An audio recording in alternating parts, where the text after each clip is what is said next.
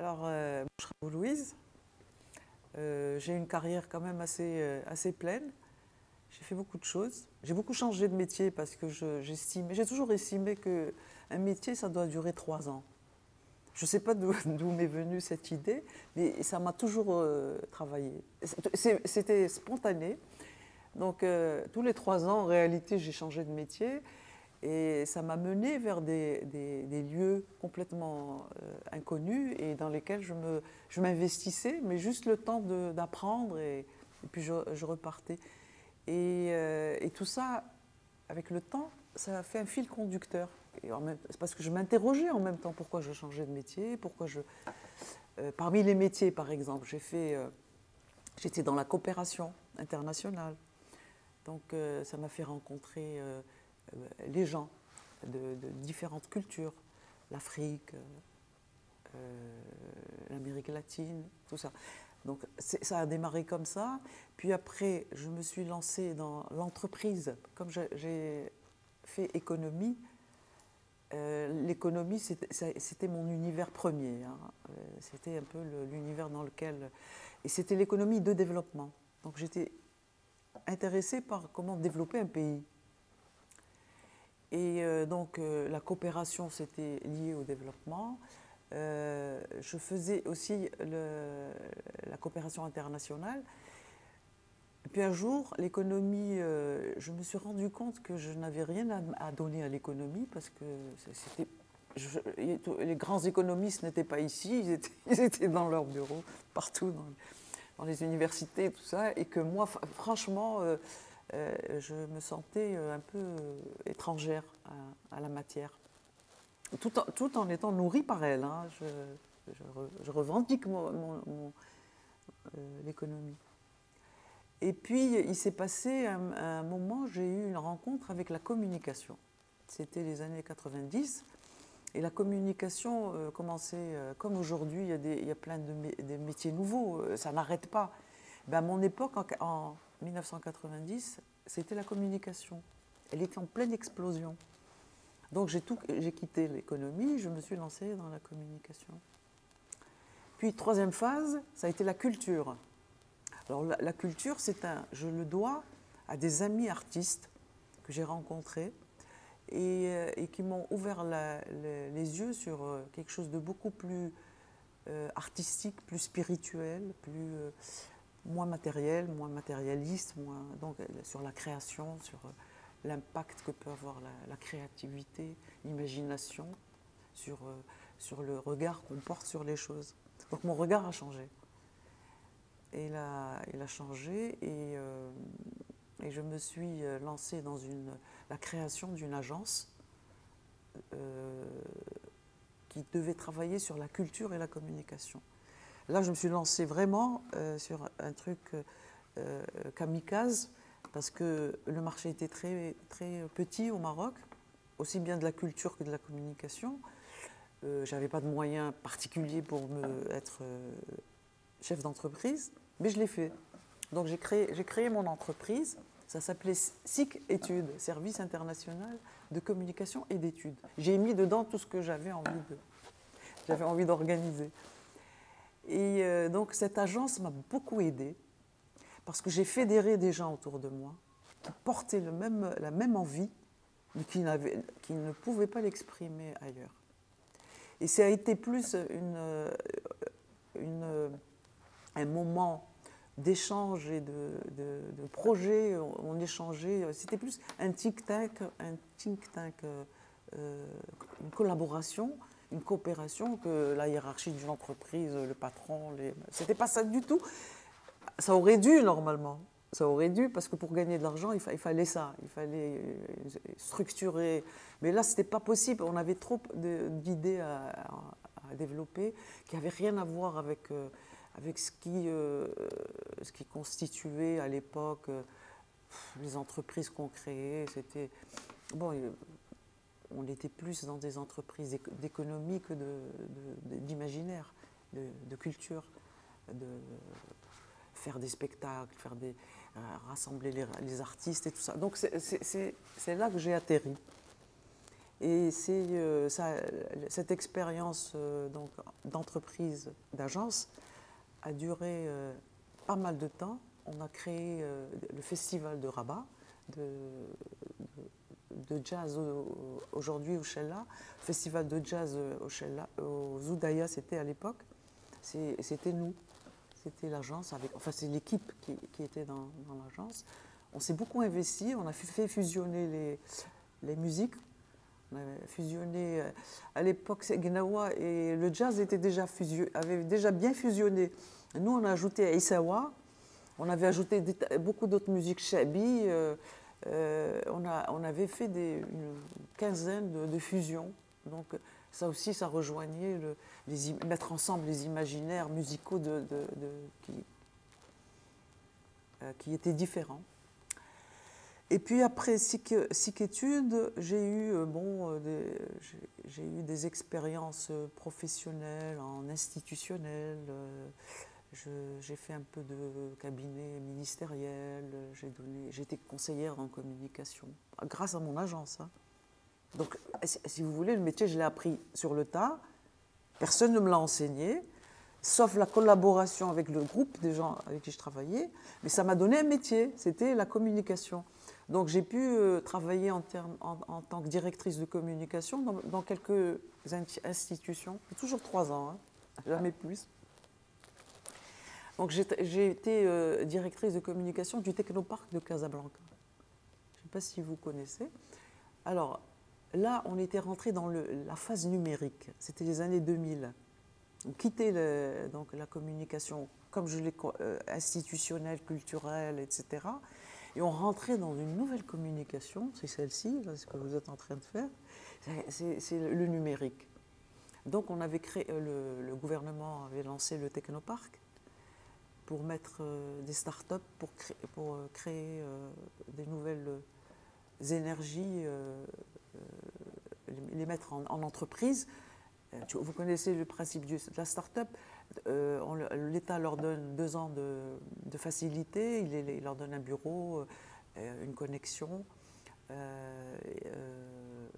il paye l'électricité et tout ça, donc il leur donne 2 ans pour développer leur projet. Chose que j'avais fait moi sans que personne ne me donne. On ne m'avait pas donné en 90, on ne donnait pas, on n'aidait pas. Donc en 2000, c'était vraiment, ça c'était pour moi révolutionnaire. C'est que les jeunes de cette période, des années 2000, on essayait de leur donner la possibilité de démarrer leur projet. Donc, je suis restée là-bas 3 ans, au Technoparc, et puis j'ai décidé un jour d'écrire. Voilà. Là j'ai complètement, c'est un aboutissement, c'est pas l'écriture pour moi, je suis aujourd'hui écrivain, chercheur, essayiste plutôt. L'écriture, pour moi, c'est un aboutissement, c'est pas du tout un départ. C'est pas je décide de devenir écrivain, non. C'est une expérience accumulée. Et à chaque fois que je changeais de lieu, mon imaginaire s'investissait de nouvelles choses. Vous savez, on est fait de notre imagination. Donc il faut ouvrir le livre intérieur, il faut s'ouvrir à l'intérieur, voir un petit peu qu'est-ce qui nous anime et ne rien refouler, ne pas refouler ce qu'on ressent. Donc j'ai pu écrire sur des thèmes différents. J'avoue que je suis très éclectique. J'ai fait un livre sur mon premier livre, c'était historique. Ça s'appelait Une Irlandaise à Tanger. C'était le 19e siècle à Tanger. J'avais envie, parce que Tanger, quand vous visitez Tanger, vous vous rendez compte que c'est une ville de l'histoire internationale, européenne beaucoup. Et comme je suis de culture francophone, donc je pouvais mieux la comprendre qu'une ville comme Rabat ou Marrakech. Marrakech, par exemple. Aujourd'hui, je travaille sur Marrakech. Pourquoi? Parce que je comprends mieux ma culture marocaine, et arabe et musulmane, etc. Parce que grâce à mes livres, grâce à ça, j'ai commencé à m'intéresser de plus près à la culture arabe musulmane, qui est très riche, qui est vraiment très riche. Et donc Marrakech, pour moi, la ville, aujourd'hui incarne cet esprit, mon imaginaire arabe. Tanger incarne mon imaginaire européen, parce que c'est une ville où tout a démarré. Tout a démarré. Et c'est comme ça, donc chaque fois, en abordant un sujet, j'aborde une ville, j'aborde un imaginaire qui accompagne la ville. Je travaillais sur Oujda aussi, parce que c'est l'imaginaire de mes parents, et c'est la vie de mon père, qui est né là-bas, et ma mère.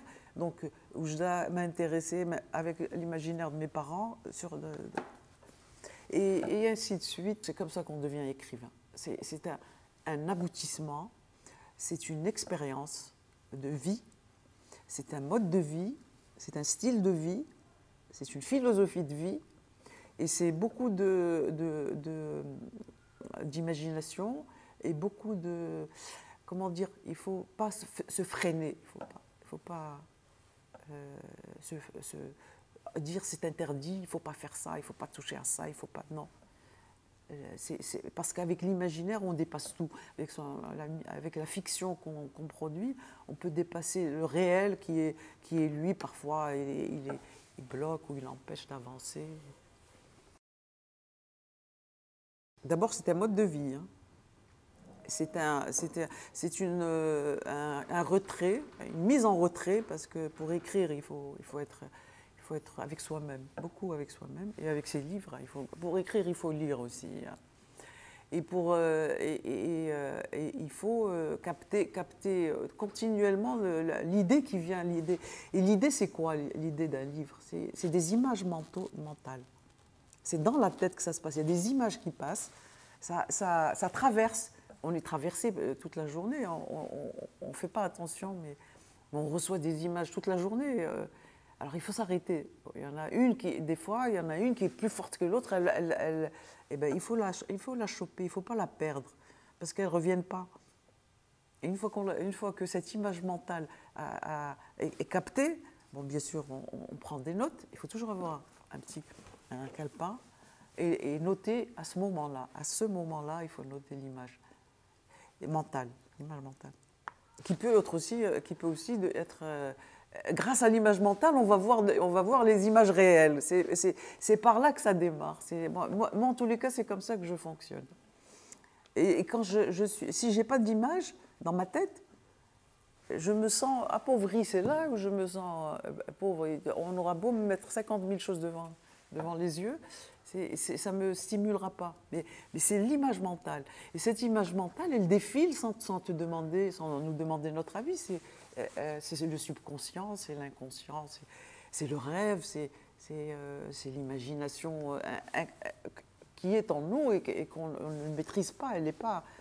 Elle se présente pas comme ça dans le réel. Voilà. Donc ça, c'est le premier truc de l'écrivain. Le deuxième truc, c'est les notes. Il faut noter. Parce que si ça ne sert pas au moment même, ça sert après. Si on n'a rien, on ne peut pas démarrer un livre. Si ces notes ne sont pas là, parce qu'on ne démarre pas, on s'assoit, on se dit tiens, je vais écrire. C'est impossible, ça ne peut pas se passer comme ça. Par contre, j'ouvre mon calepin, il est là. J'ouvre, j'ai plein de calepins comme ça. Je suis sûre de trouver une idée. Un paradis raté, c'est pire qu'un enfer. Voilà. Traversée de Paris, temps couvert, il fait chaud, la ville est en travaux. Voilà. Voilà. Le taxi vert s'arrête, il pleut. Les pulls sont de retour. Les pompiers sirènes, la chute sort. Non, enfin, un truc comme ça. Quand on parle mal, on pense mal. George Orwell. Alors, c'est tout est là-dedans. Bon.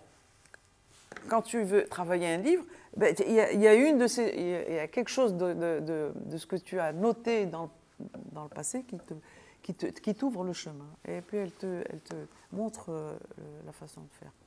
Alors, qu'est-ce qu'il faut? Il faut aussi, j'y crois, je suis persuadée qu'il ne faut pas perdre ça. Il faut avoir des maîtres penseurs. Moi, en tous les cas, c'est comme ça que je réfléchis. On va me trouver, on va dire, elle est ringarde ou elle est aliénée ou il faut être libre. Non, moi, pour l'écriture, je ne crois pas du tout. D'ailleurs, tu vas voir, j'ai plein de maîtres à penser. Tu ne peux pas t'engager dans une écriture sérieuse qui dure, c'est-à-dire sur le long terme, en te basant uniquement sur ta petite personne ou sur ce que sur toi-même. Tu ne peux pas. C'est impossible. Ça, j'en suis persuadée. Donc, des maîtres à penser, on les rencontre, on les rencontre au fur et à mesure. Ben, il faut savoir les remarquer et puis il faut savoir les suivre. Il faut savoir avoir la modestie de les suivre. J'en ai un ici, par exemple, Saint-Simon. Pour moi, ce n'est pas un livre, ça. Pour moi, c'est un maître à penser. Celui-là, c'est un autre. Averroès.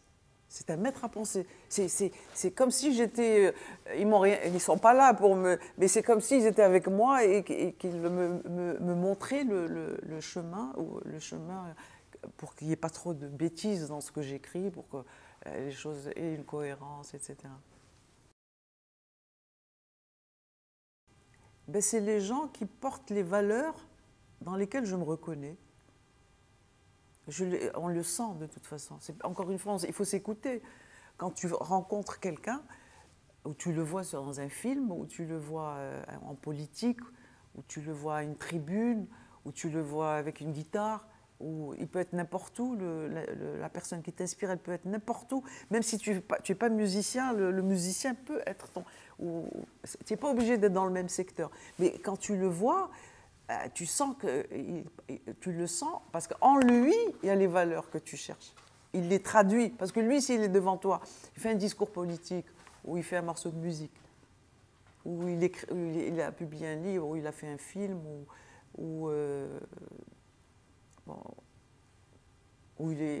je ne sais pas, moi, il est pas chef d'État, ou il est...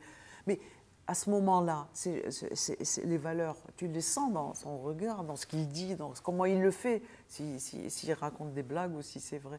Donc du coup, ça devient la personne qui t'inspire. Mais si tu n'es pas dans les mêmes valeurs que lui, non, de toute façon, tu vas vite tourner les talons et tu vas partir. Il va te faire fuir. Alors ça dépend. Hein. Si c'est écrire, comme je t'ai dit tout à l'heure, en te basant uniquement sur ce que tu as envie de sortir parce que tu es malade, de choses que tu n'aimes pas, parce que tu ne te sens pas bien, parce que ça c'est tu te soignes là. Ça, c'est pas un livre, ça c'est un soin, comme les soins du visage, c'est un soin. Tu le mets sur papier, tu l'écris, mais tu ne le publies pas. Parce que c'est ça qui va te permettre de sortir de toi et d'aller vers l'autre, d'aller vers l'ailleurs. Tu quittes ton univers à ce moment-là qui est trop... il souffre parce que et beaucoup d'écrivains font cette erreur. Ils parlent de leurs problèmes, mais dans leurs problèmes, pas de ce qu'ils sont, parce qu'ils n'ont pas encore fait cette recherche sur eux-mêmes. Ils ne se connaissent pas encore suffisamment pour écrire des choses en dehors de son père qui n'était pas sympa, ou sa mère qui n'était pas bien, ou son frère ou sa sœur. Généralement, ça démarre par ça, ou une enfance malheureuse, ou des choses comme ça. Ça, il faut l'écrire, parce que il faut l'exorciser. Et par l'écriture, ça. Mais pas par la... c'est pas de la littérature. C'est pas encore de la littérature. Ça peut le devenir. Parce qu'après, il faut reprendre ce qui a été fait. Et là, on sort le bon livre. Et ça, on revient aux notes. Mais il faut sortir de ces notes. Quand on les a fait, il faut les mettre de côté et puis y revenir après. Ça peut prendre des années. Pour ce type de livre, ça prend des années. Ça peut prendre une vie.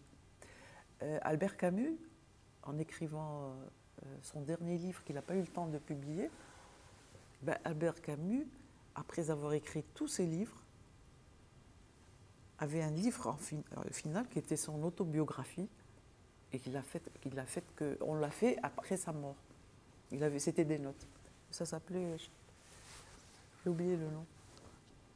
Alors, lui, il a passé toute sa vie à tourner autour de ce livre, mais il ne l'a pas sorti.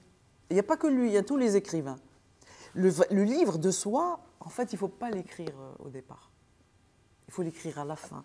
Parce qu'au départ, on va juste ressasser des choses que justement, qui nous font mal et qu'on n'a pas envie de retrouver sur un livre. Mais par contre, quand on y revient, c'est... Alors, sinon, si le genre, ça dépend du genre littéraire. Par exemple, si tu travailles sur un livre historique, comme moi j'ai fait le 19e siècle, comme je fais maintenant Averroès le 12e siècle, ça demande un peu de temps parce qu'il faut remonter l'histoire, etc. Si tu écris un truc sur, comment dire, un polar, Clara par exemple, beaucoup moins de temps. Un policier, ça prend beaucoup moins de temps que... Parce que c'est un genre littéraire il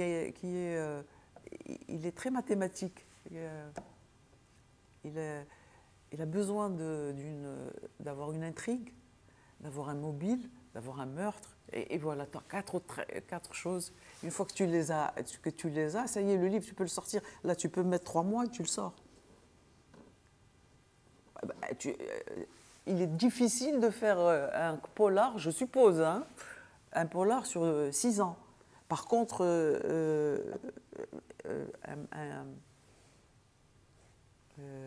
celui-là, par exemple, le livre sur mon père et ma mère, il a été très long pour moi. Il m'a pris beaucoup de temps, parce qu'il y avait de l'émotion, parce qu'il y avait de l'histoire, parce qu'il il fallait que j'ai un détachement, il ne fallait pas que je pleure mon père et ma mère. En réalité, j'ai montré mon père et ma mère vivants, parce que je n'avais pas envie de montrer mon malheur à moi, de les avoir perdus.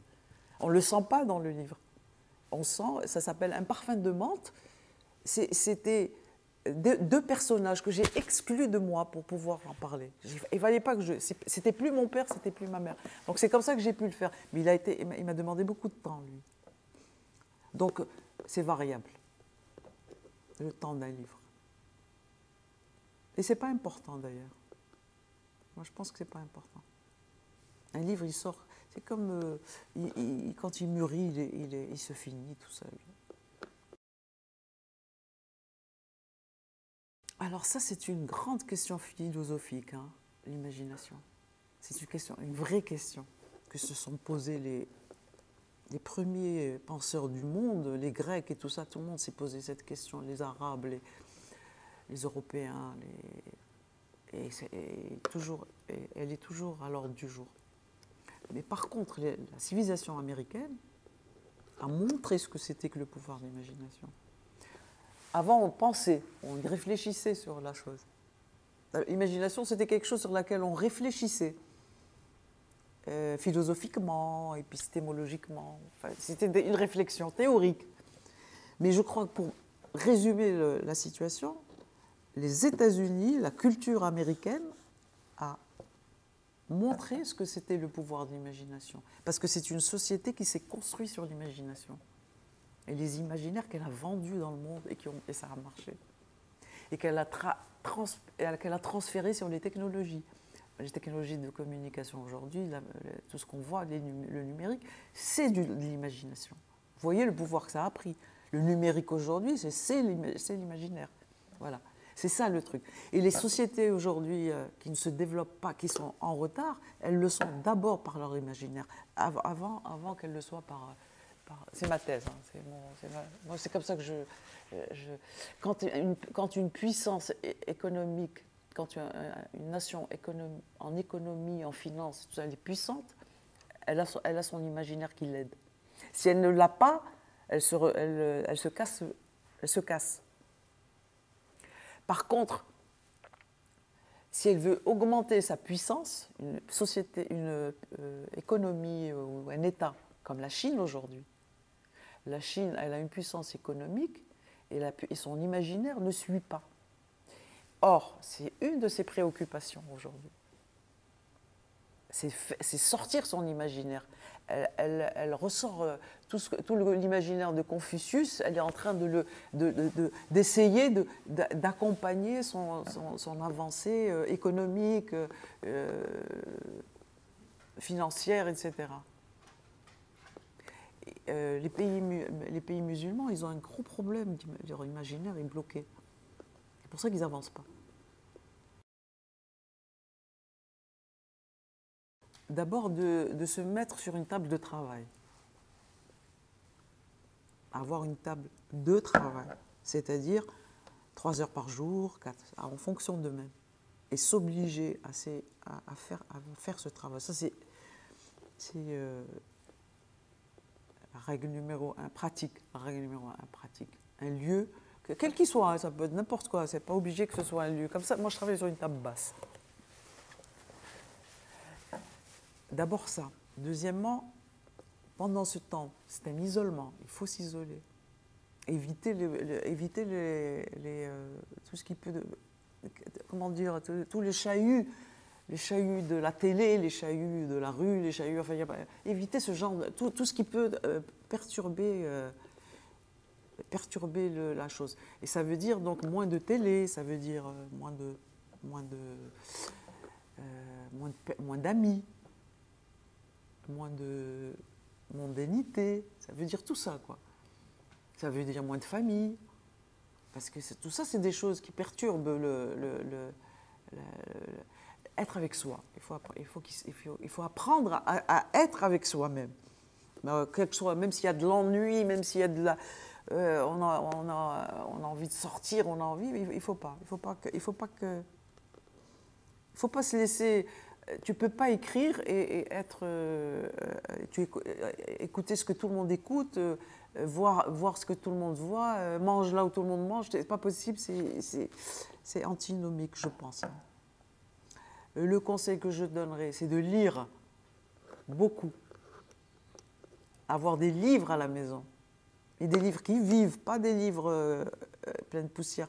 Des livres qui sont présents dans ta vie, et son argent va dans les livres. Normalement, quand quelqu'un veut écrire, le peu d'argent qu'il a, quel que soit, il va dans les livres.